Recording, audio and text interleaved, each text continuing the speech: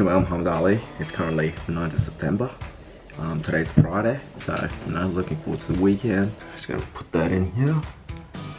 63.1 kilos.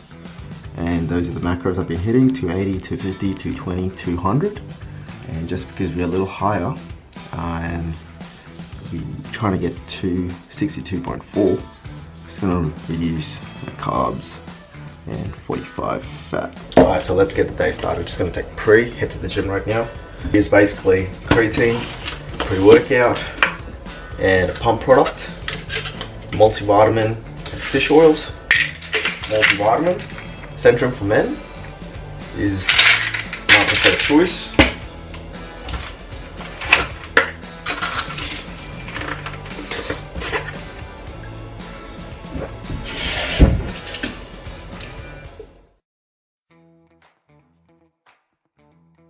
Sort of warming up with chest flies and a bit of rotator cuff work, just so that when we go into hitting our heavier sets with dumbbell bench press or flat bench press, whatever is your preferred way to attacking your chest days. I do sort of train early in the mornings. It just started off because I wasn't able to take pre-workout late at night, and it used to keep me up, and I would not really have a good workout training in the evenings because I'd be a little tired from the day, and not being able to take pre-workout was another stone to the heart. But training in the mornings, I'm able to sort of get fueled up with pre-workout and sort of tackle the workouts like that. And some days are not going to be the best days because you're up early in the morning. For performance wise, I do recommend training later on in the day because your body has a lot more fuel, a lot more fluid, just to get you through that workout. But when you're training in the mornings, you want to get a lot of water in straight away. Also sort of gets the workout done earlier, go about your day and not really stress about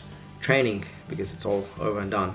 The training I've been doing is sort of focused around my injuries. So I normally do find myself getting injured a lot in my front delt. Not really badly injured. Obviously don't exert myself after I feel a little bit of soreness or numbness, especially around the front delt. Sort of take some time off, but sort of trying to minimize that because taking time off then affects my, affects the gains in the gym because I'm obviously not there and take some time off. There are a few other things you can do, but I'm not training that muscle group.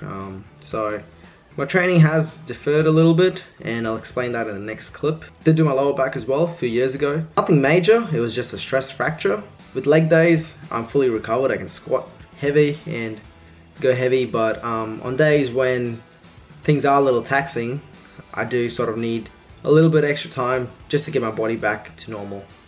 But again, with the training, it's not so focused on going to failure every set and every exercise. Sort of come up with a name for the series and just wanted to explain that. It's called the Shred Binge, and the reason for the name is just because every time we binge on something, it'll be a series on Netflix or a tub of ice cream, and we just sort of focus on to doing that certain task and not really worried about anything else. I think this series is what it ultimately is basically just focused on the training and diet.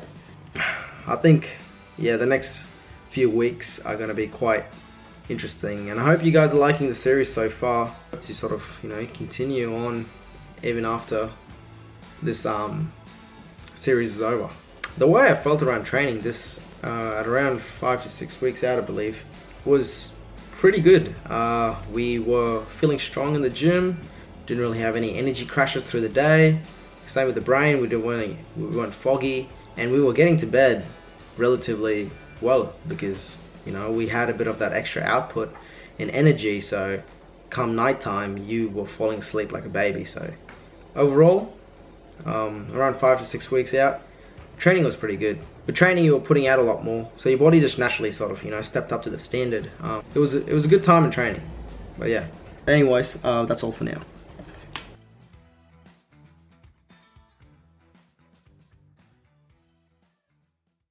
Second chest day for the week. Today's Friday.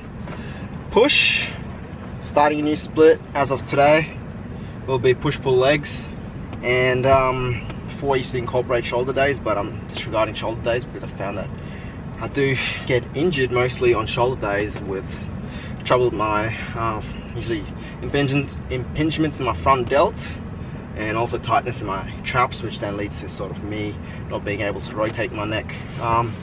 But other than that, I feel like it was a great workout today. Had a good pump, but now the mission and goal at hand is to start hitting those low weigh-ins. And yeah, we're not trying to put ourselves in a very low calorie deficit just because we want to maintain as much muscle as possible. So we want to try to increase the body output rather than decreasing the amount of food we eat, just so our body is fueled correctly.